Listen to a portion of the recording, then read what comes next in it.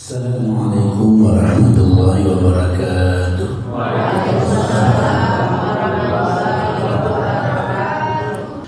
Alhamdulillah, puji dan syukur kehadirat Allah Subhanahu wa taala. Allah pertemukan kita dengan bulan mulia ini dan Allah pertemukan kita dengan 10 terakhir bulan mulia ini. Mudah-mudahan ini di antara hikmah Allah Subhanahu wa taala ketika kita dipertemukan dengan bulan Ramadan tahun ini, supaya amal-amal terbaik kita bisa untuk menjadi pembuktian bagi keimanan kita. Dan mudah-mudahan sebagaimana Allah mudahkan kita untuk berada di bulan mulia ini, Allah juga mudahkan kita untuk beramal pada bulan mulia ini. Dan insya Allah hasil tidak menyelisih usaha.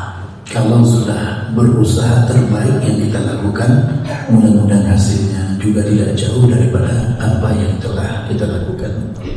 Kemudian serta salam kepada qudwah dan uswah sana kita itu Nabi Muhammad sallallahu alaihi wasallam. Allahumma salli wa sallim alaihi. Bapak Ibu sekalian yang dirahmati Allah, Ramadan tinggal hitungan hari ini dan insya Allah besok kita akan laksanakan salat Idul Fitri.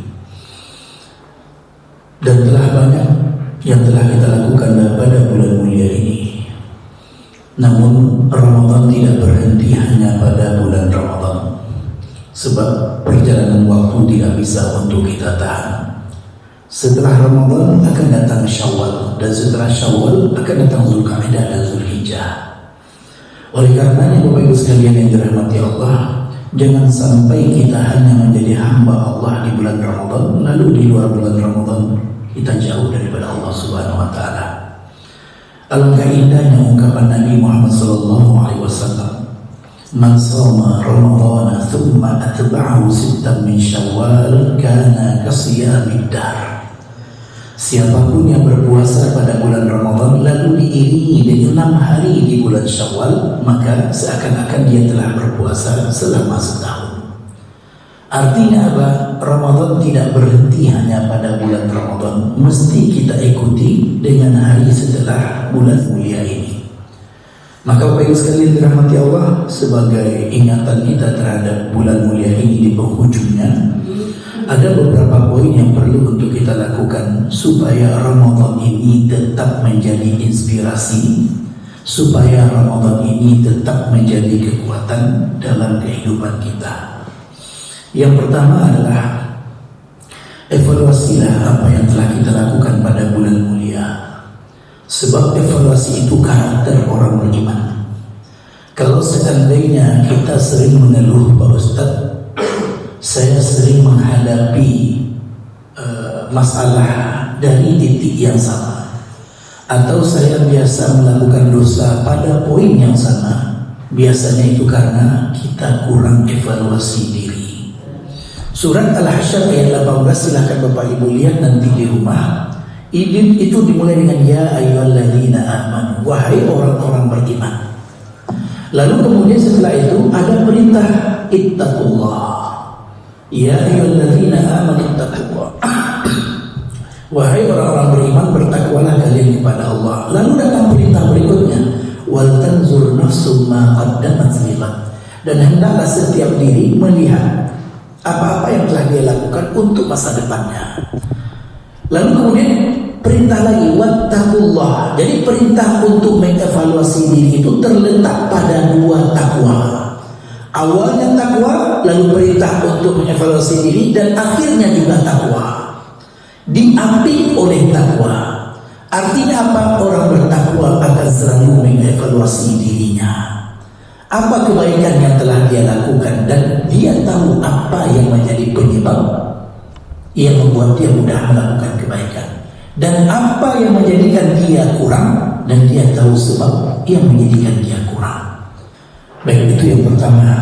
Yang kedua, Bapak Ibu sekalian yang dirahmati Allah, sesuai dengan apa yang tadi kita sampaikan, man shoma Ramadhana tsumma atba'ahu sittan min Syawal kana kasiyamid dahr. Siapa yang berpuasa pada bulan Ramadan lalu diiringi dengan 6 hari di bulan Syawal, seakan-akan dia telah berpuasa setahun. Kita bahas dulu hadis ini sebelum kita tentukan poinnya.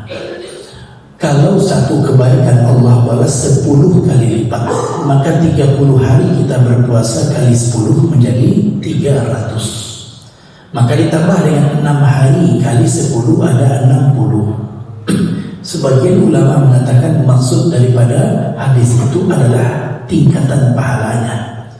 30 kali 10, 300 hari tambah 60, 360. Padahal hari setahun itu hanya 360-an juga. Maka Bapak Ibu sekalian yang dirahmati Allah, ini yang pertama. Adapun yang kedua, Ramadan ini ketika kita lakukan sebulan penuh kita berpuasa, jangan sampai kemudian Syawal hilang lenyap begitu saja. Oleh karenanya kita perlu untuk kemudian menjaga ibadah kita, yaitu dengan berpuasa 6 hari di bulan Syawal. Kalau ada di antara kita Bapak Ibu yang tidak mampu puasa 6 hari di bulan Syawal, pertanyaannya adalah sejauh mana pendidikan Ramadan memberikan arti bagi dirinya. Jangan sampai hari setelah hari berlangsung 30 hari kita mampu, takkanlah mungkin 6 hari saja di bulan Syawal kita tidak mampu melakukannya. Tapi Bapak Ibu lihatlah, kalau sudah masuk bulan Syawal, ayolah balik ke sujud berpuasa hari. Ya, tiba-tiba lah di ujung saja yang sholat di puasa kami sialan Ustaz. Sebab kenapa? Mesti kita ingat dari awal. Maka inilah lebih orang tua kita dahulu. Orang tua kita dahulu, kalau ada Bapak Ibu, orang tua lah tua, cuy. Kadang-kadang hari ketiga dia puasa langsung. Sebabnya tidak ingin kemudian hilanglah puasa 6 itu. Maka kita juga mesti sama. Timbul pertanyaan dari ibu-ibu, Pak Ustadz, kalau seandainya di antara ibu-ibu ada yang tidak penuh puasanya, sedangkan yang diganti belum dilakukan, lalu bagaimana dengan 6 hari di bulan Syawal? Maka yang pertamanya idealnya adalah diganti puasa wajib lalu dilakukan puasa 6. Pibare Pak Ustadz, keluarga datang dari Jakarta, datang dari Bandung, datang dari luar, awalnya mengambil mungkin dua puasa dulu. Bapak Ibu sekalian yang dirahmati Allah, maka kemudian kita katakan idealnya digabungkan, kalau tidak maka puasa 6 mesti penuh. Walaupun puasa 6 itu sunnah, tapi dia 1 bulan saja.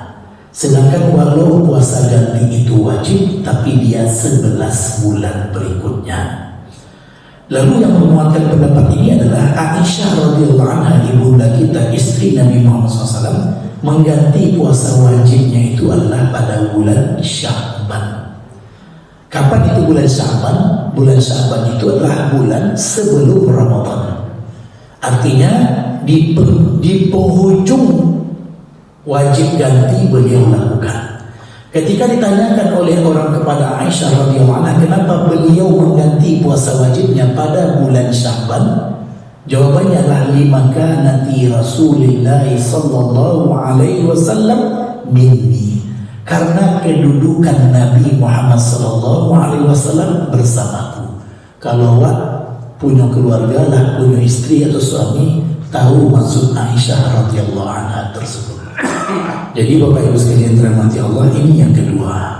Lanjutkanlah kebaikan pada bulan Ramadan. Setelah berakhir Ramadan, bukan berakhir pula kebaikan yang kita lakukan. Masih banyak yang bisa kita lakukan di luar bulan Ramadan. Yang ketiga Bapak Ibu sekalian dirahmati Allah, tambahlah kesungguhan kita. Sebab yang dilihat dari amal itu penghujungnya. Yang dilihat dari amal itu penghujungnya. Kalau kita ingin sekedar membandingkan Bapak Ibu antara bekas preman dengan bekas ustadz, kira-kira apa poinnya? Biasanya walaupun ustadz tidak ada bekasnya. Bapak Ibu sekalian dirahmati Allah, bekas preman artinya dulu dia pernah menempuh jalan hidup sebagai seorang preman, tapi dia taubat. Maka taubatnya menutup segala kesalahan-kesalahan yang pernah dilakukannya. Tapi kalau seandainya dia pernah berbuat baik selama ini, lalu kemudian dia berubah arah, maka dikhawatirkan yang dilihat itu adalah penghujungnya. Maka inilah rahasianya Bapak Ibu, kenapa kita berdoa Allahumma khtim lana bihusnil khatimah. Ya Allah, tutuplah usia kami dengan husnul khatimah. Karena terlalu banyak yang bisa membuat kita lari daripada rel sebenarnya. Kalau kita tidak menguatkan diri, maka kita mungkin akan terbawa oleh arus. Dan inilah diantara hikmah kita jaga sholat berjamaah. Karena ketika kita sholat berjamaah, kita akan sering bertemu dengan saudara-saudara seiman yang sama-sama menguatkan keimanan kita. Berikutnya Bapak Ibu sekalian yang dirahmati Allah, yang keempat ya berkaitan dengan poin ini, ada yang menarik dari surat yang kita sering baca, idza jaa nasrullahi wal fath. Ketika datang pertolongan Allah dan kemenangan. Wa ra'aitan nasa yadkhuluna fi dinillahi afwaja.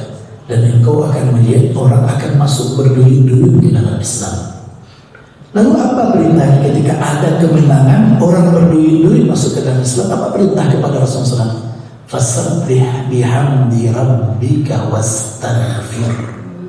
Jadi ketika momen kebaikan kita mendapatkan kemenangan, yang disuruh oleh Allah memperbanyak tasbih dan istighfar. Oleh karenanya di penghujung bulan mulia ini kita perlu untuk menambah tasbih kita dan juga istighfar kita. Mudah-mudahan kalau ada yang kurang dari apa yang Allah berikan, mudah-mudahan kalau ada yang kurang dari apa yang kita tunjukkan dari amalan, lalu Allah tutupi kekurangan tersebut.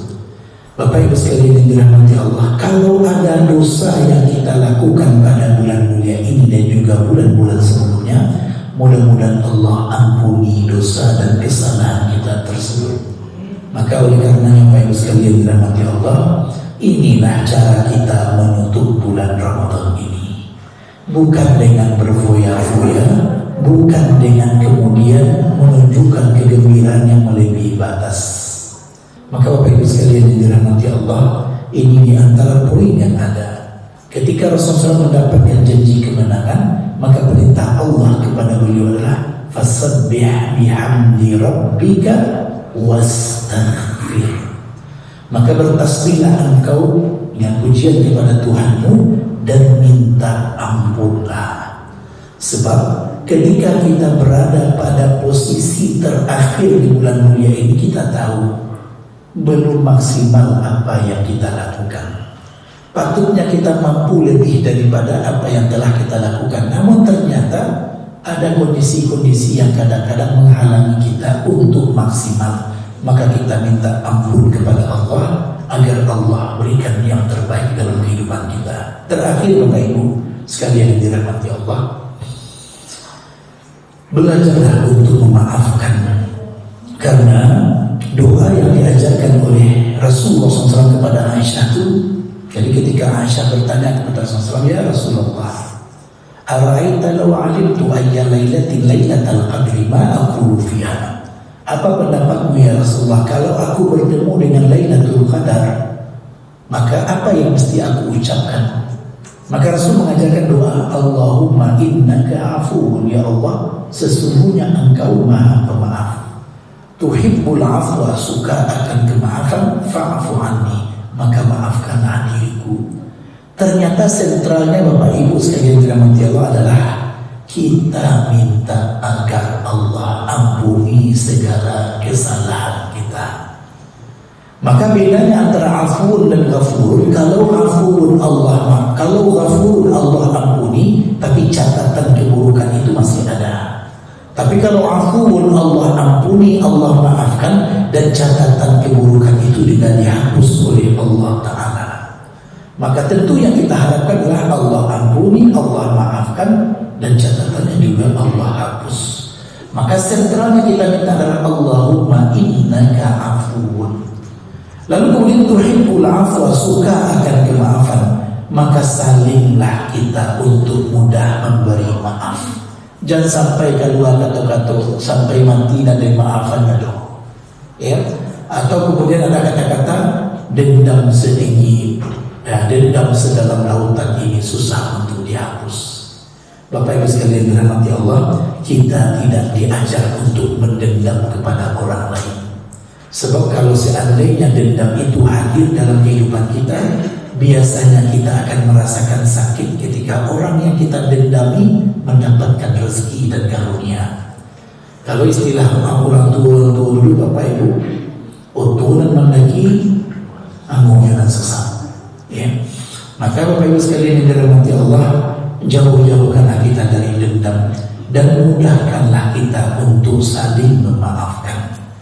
Kita semua punya pemikiran yang berbeda karena latar belakang kita berbeda, karena kita berasal dari keluarga yang berbeda, cara pendidikan kita juga berbeda. Maka mungkin saja cara kita memandang juga berbeda. Maka tidak semua perbedaan itu mesti kita jadikan sebagai sebab kita berpecah. Oleh karena itu Bapak Ibu sekalian dirahmati Allah, terutama juga dalam masalah-masalah fikih. Kalau terdapat perbedaan pendapat dalam masalah fikih antara kita, padahal para ulama dulu yang berpendapat mereka bisa untuk saling menjaga ukhuwah, jangan sampai pula kita yang dari segi karunia ilmu jauh daripada mereka, namun kita lupa untuk menjadikan sikap mereka sebagai teladan bagi kita. Imam Syafi'i banyak perbedaan pendapat dengan muridnya Imam Ahmad, banyak perbedaan pendapat dengan gurunya Imam Malik, namun mereka tetap saling menghormati di antara mereka. Oleh karenanya Bapak Ibu sekalian dirahmati Allah, jangan sampai kita yang diberikan karunia untuk dapat melihat bagaimana sikap orang-orang terdahulu lalu lupa untuk mempraktekkan saling memahami di antara cara kita untuk saling mengikat hubungan lebih kuat lagi. Bapak Ibu sekalian yang dirahmati Allah, terutama di tempat ibadah. Di tempat ibadah ini jadikanlah hubungan di antara kita tambah dekat. Jangan sampailah sama-sama sholat luar di masjid lalu berlapih keluar kemudian. Padahal tempat ibadah, tempat yang penuh dengan ketenangan, tempat yang membuat kita saling memberikan yang terbaik di antara kita. Baik, kita cukupkan dengan hamdalah. Alhamdulillahirabbil alamin. Dan doa pertemuan majelis, subhanakallahumma bihamdika asyhadu an la ilaha illa anta astaghfiruka wa atubu ilaik. Assalamualaikum warahmatullahi wabarakatuh.